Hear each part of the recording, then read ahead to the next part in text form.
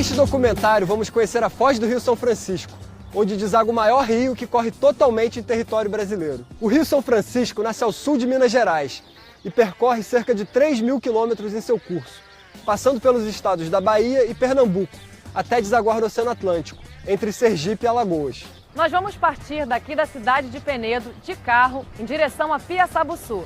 De lá, vamos descer de barco, documentando o Rio São Francisco até a Foz, o encontro com o oceano.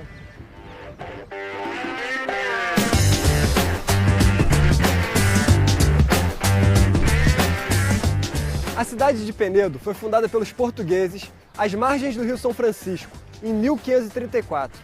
Atualmente, seu conjunto arquitetônico é tombado e preservado pelo Patrimônio Histórico Nacional.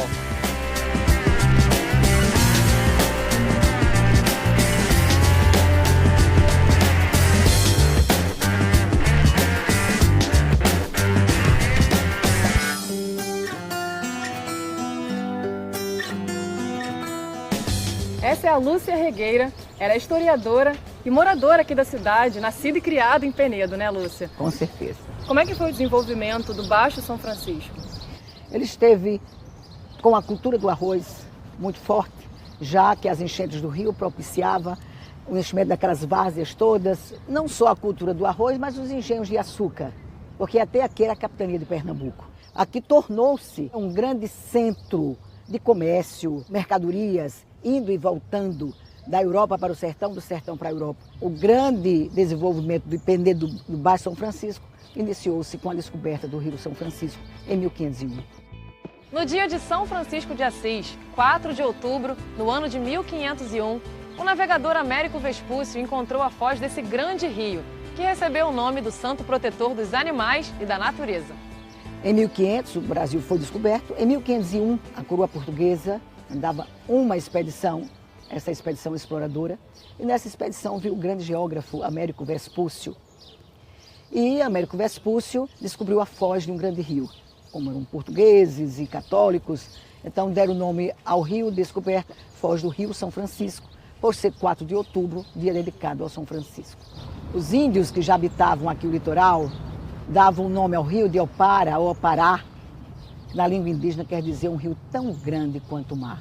E aí recebeu o nome de Rio das Borboletas, Rio da Integração Nacional, Velho Chico, Nilo Brasileiro. São nomes carinhosos que o rio recebeu ao longo de toda a história.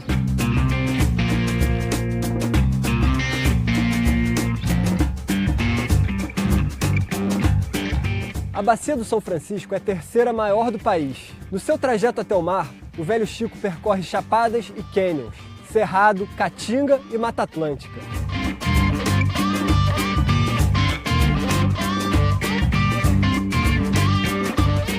Bom, meu trabalho de informante ele já acontece há 10 anos, né? A realização desse projeto, no qual a gente faz o acompanhamento dos turistas até a vinda aqui à Foz, passando as informações do local, apresentando a história do rio e da Foz de São Francisco. Eu resolvi fazer esse trabalho por ser uma pessoa que tem enorme carinho e orgulho pela região também, né? E também por ser filha de pescador. Muitas histórias que ele contava como pescador me atraiu a atenção também de eu poder ter essa informação para passar, inclusive, para as pessoas que vêm de outros lugares que não conhecem a minha região. A lenda das carrancas, segundo meu pai e os pescadores, quanto mais feia a carranca era, mais bonita ela se tornava. Essas carrancas elas eram colocadas à frente das embarcações para espantar os maus espíritos que existiam no rio.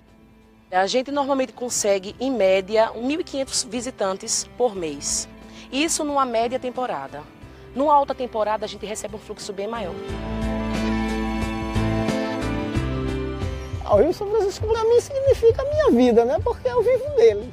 E o turista vem ver o rio. E se ele não viver o rio, eu não vou vender.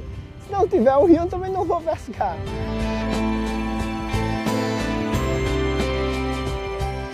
O Comitê da Bacia Hidrográfica do Rio São Francisco foi instituído por decreto presidencial em 5 de junho de 2001, com o intuito de ser o parlamento das águas em defesa do Rio São Francisco como um todo. A Bacia do São Francisco tem 507 municípios, 640 mil quilômetros quadrados, é uma região que tem 18 milhões de habitantes. O Comitê da Bacia do São Francisco ele é formado por os órgãos públicos federal, estadual e municipais. Nós temos as instituições técnicas de ensino e pesquisa, universidades, institutos de pesquisa. Nós temos comunidades tradicionais, pescadores, quilombolas, indígenas, secretários de Estado.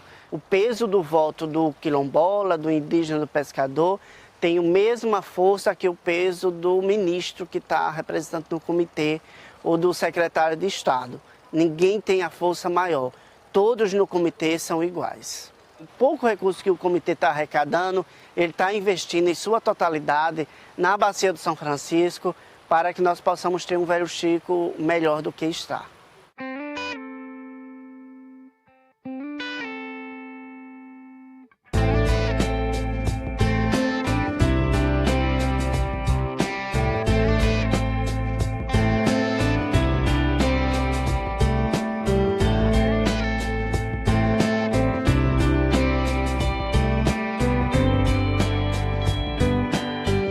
Saímos de Penedo e chegamos em Piaçabuçu, também na margem esquerda do São Francisco.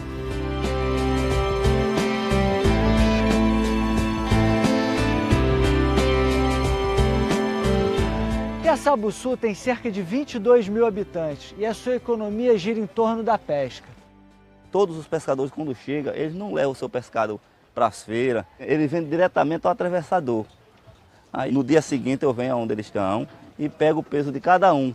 Aí ele diz, ó, comprei, por exemplo, 100 quilos hoje de pilombeta, comprei 20 quilos de peixe-porco ou de tucunaré ou de xira.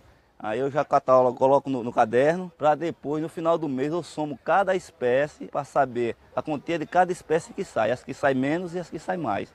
Aí eu repasso para a colônia leva para a federação e a federação repassa para o Ministério da Pesca para saber quantas toneladas de pescado saem em nossa região.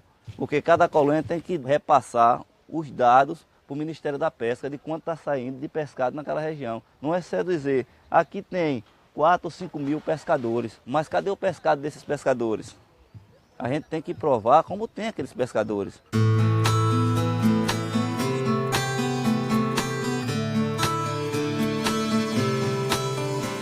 O turismo para a gente, ele tem sido de extrema importância para a população, principalmente na área econômica. São pessoas que da região, por exemplo, como eu, que vivemos de um turismo sustentável. Alguns anos atrás eu recebi um fluxo de turistas na região, onde eles iam simplesmente para apreciar a beleza natural. Hoje eu percebo que as pessoas que a gente recebe na região é um público bem mais interessado do que os que vinham alguns anos atrás. No sentido assim, de querer conhecer um pouco mais do ribeirinho. O que o ribeirinho está sentindo sobre a questão das mudanças do rio, qual a importância que ele tem para a gente, o São Francisco. Então eu sinto que são pessoas bem mais interessadas. E eu fico muito contente com isso, porque isso me faz eu poder falar muito mais do que eu vivencio no dia a dia, como é que eu acordar, e ver o dia clarear, chegar às 5h30 da tarde, eu já senti o pôr do sol no fundo do quintal da minha casa, que é um fundo de quintal privilegiado, e isso é orgulho demais. As pessoas se apaixonam pelo Velho Chico e demonstram isso com facilidade, porque muita gente depende dele. Muitas pessoas precisam do Velho Chico para sobreviver, seja o pescador, seja o barqueiro, seja as comunidades tradicionais e seja quem já tomou banho no rio, quem vivenciou quando era criança. Todos se identificam como filhos e beradeiros do Velho Chico.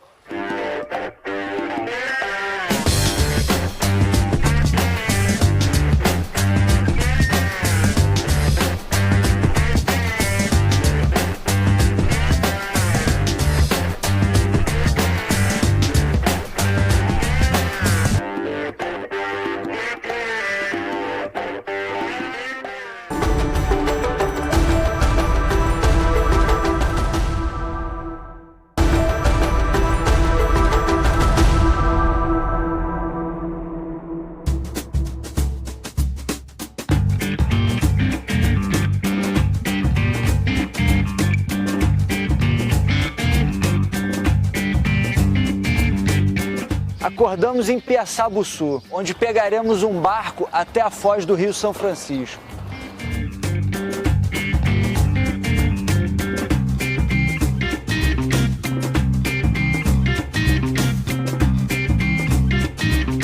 A força do rio é aproveitada para a geração de energia com várias barragens, desde Minas até Sergipe e Alagoas.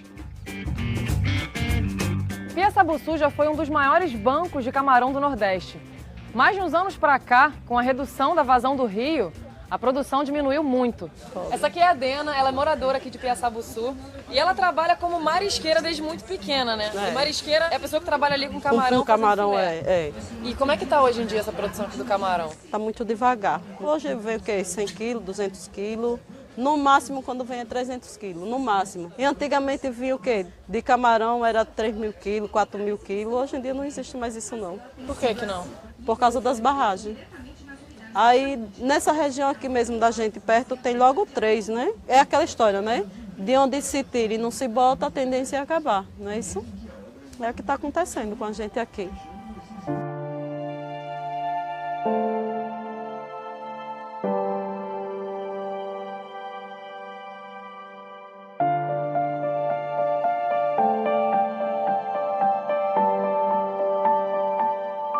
A biodiversidade, ao longo desse grande rio, vem sendo afetada pelas intervenções do homem.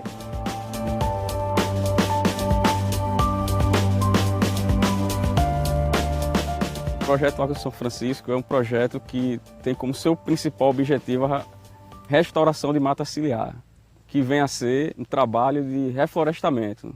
Nós estamos aqui já no trecho final do rio, né, chamado Baixo São Francisco, que abrange os estados de Sergipe e Alagoas, né? E a gente sofre toda a pressão que vem do rio lá, desde Minas Gerais, aqui nessa região. As matas ciliares são matas que estão nas margens dos rios, né? E são áreas que são protegidas por lei, pelo Código Florestal. O termo ciliar vem justamente de cílios, que é proteção, né? Contra a erosão, serve como um filtro também, né? Dos insumos que vêm das áreas agrícolas de produção. Então é um projeto que a gente já atingiu aí mais de 40 mil mudas plantadas em 36 hectares. E também nas ações de educação ambiental, tem aí já diretamente participando do projeto mais de 2 mil pessoas que vêm participando de cursos, oficinas, de palestras, treinamentos também.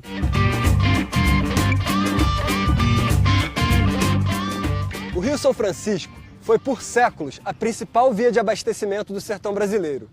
Porém, com a construção de diversas hidrelétricas em seu curso, a navegação acabou se interrompendo em muitos pontos.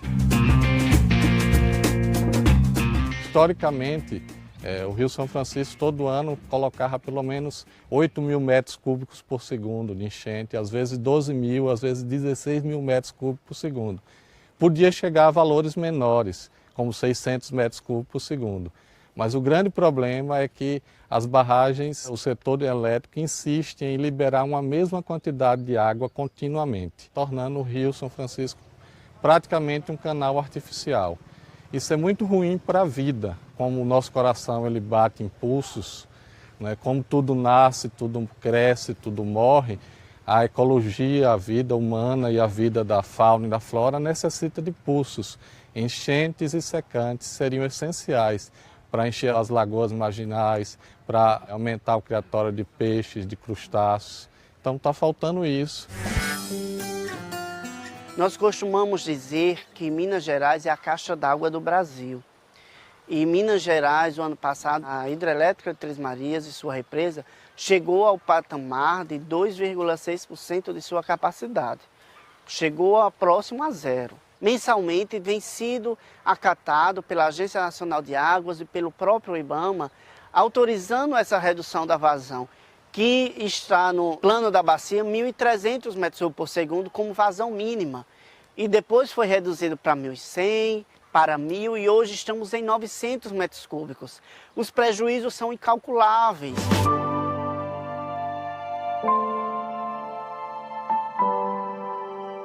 Quando os homens construíram as grandes hidrelétricas no Rio São Francisco, resolveram um grande problema de geração de energia elétrica para o Brasil e para o Nordeste como um todo. Mas não deram muita atenção aos impactos ambientais decorrentes dessas intervenções. Então, a primeira consequência foi a eliminação das cheias. Isso afetou duramente a vida aquática do Baixo São Francisco. Mas na Foz, existe sempre um embate entre o rio e o mar. Por exemplo, aqui existia o povoado Cabeço. Era um povoado habitado por pescadores. Como o rio perdeu a força, o mar começou a avançar. E avançou sobre o povoado Cabeço. Então o povoado Cabeço foi destruído, o que restou dele foi o farol. Antigamente, quando o rio era natural, não tinha nenhuma intervenção do homem, ele chegava a avançar até 12 quilômetros mais dentro. Navios paravam aqui para abastecer de água doce dentro do mar. Tamanha era a vazão de água doce do rio entrando dentro do mar.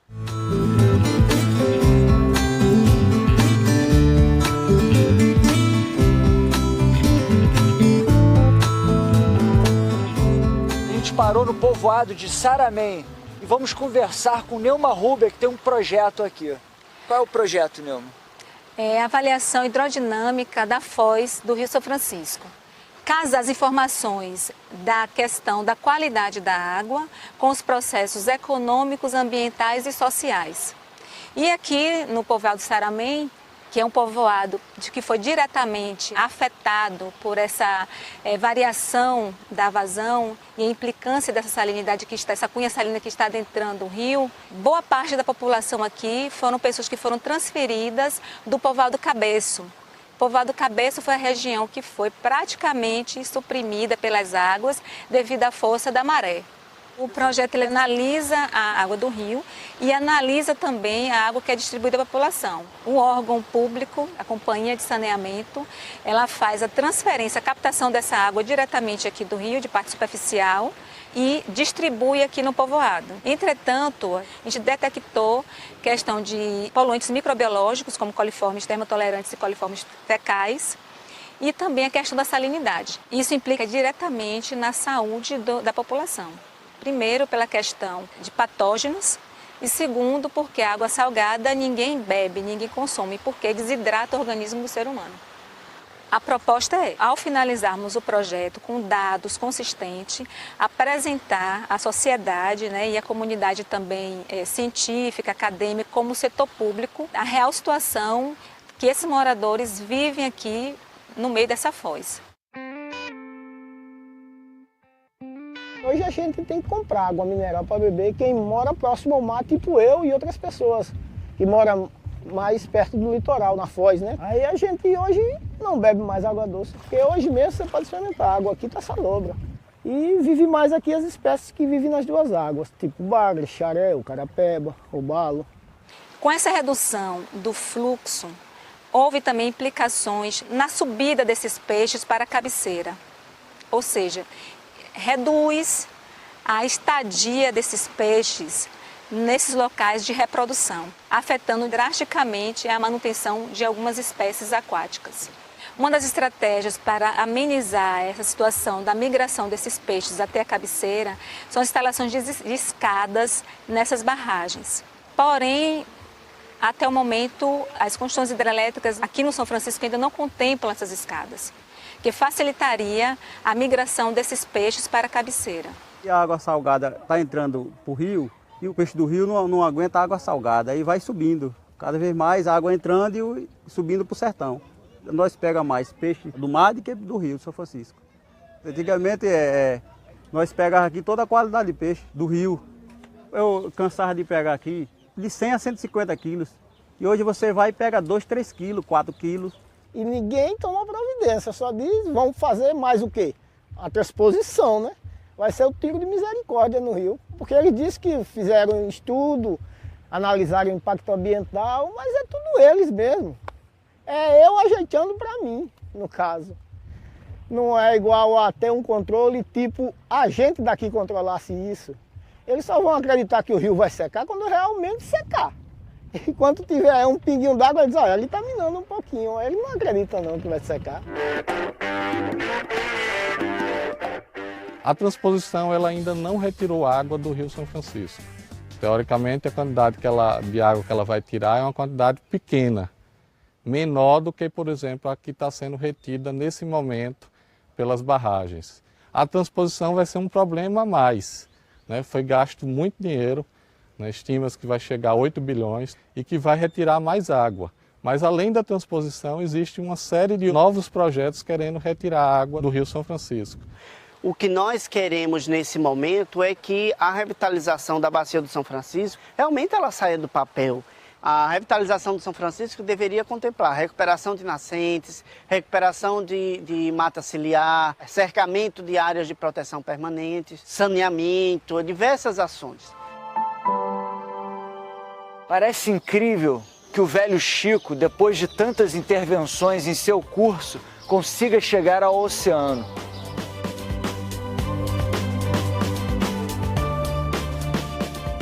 A próxima etapa da nossa expedição é nesse barco, o Vespúcio, nome do grande navegador descobridor da foz do Rio São Francisco.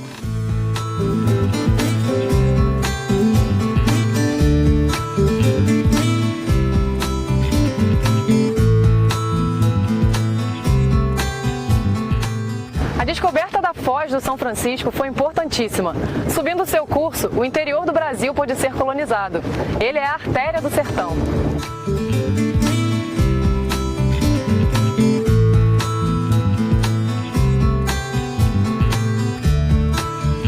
A área de influência da Foz do São Francisco abrange uma faixa litorânea com cerca de 25 quilômetros ao sul, em Sergipe, e aproximadamente 18 quilômetros de praia ao norte, aqui em Alagoas.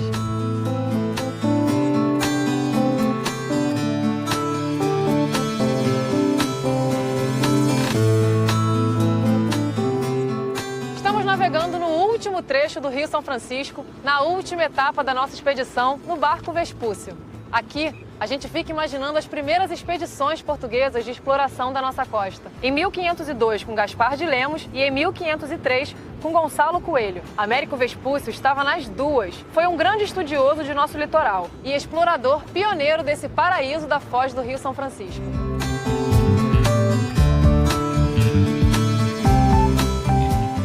Por causa da maré alta, a gente deixou o barco Vespúcio para trás e veio até aqui no farol, com essa canoa, batizada Velho Chico, em homenagem ao grande Rio São Francisco. Aqui, o Rio São Francisco encontra o mar, e apesar de todas as intervenções humanas, o rio continua abastecendo populações e fazendo a vida pulsar até o oceano.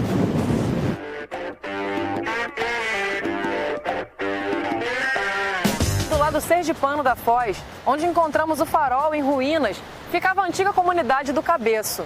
Mas com a invasão do mar sobre o rio, o povoado foi completamente engolido e o farol ilhado.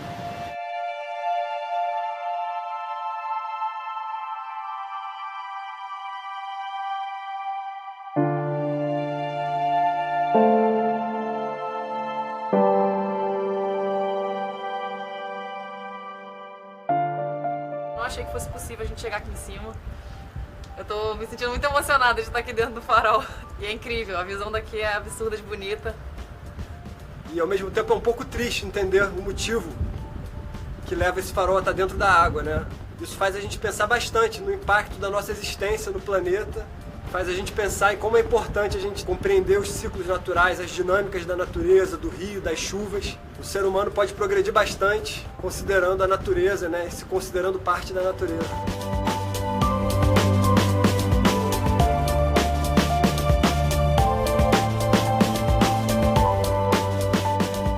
Eu diria que nesse momento agora, uma das prioridades para o Rio São Francisco seria uma revitalização. E hoje, para ele fazer uma doação, ele teria necessidade de primeiramente estar preparado fisicamente, para que ele tivesse condições realmente de fazer doações para outros lugares que têm necessidades, eu acredito de verdade. Eu não sou cantora, mas para vocês eu vou cantar. Cuidar do rio para não morrer, pois se morrer vira sertão. Não vai ter peixe para comer, nem água para beber, não.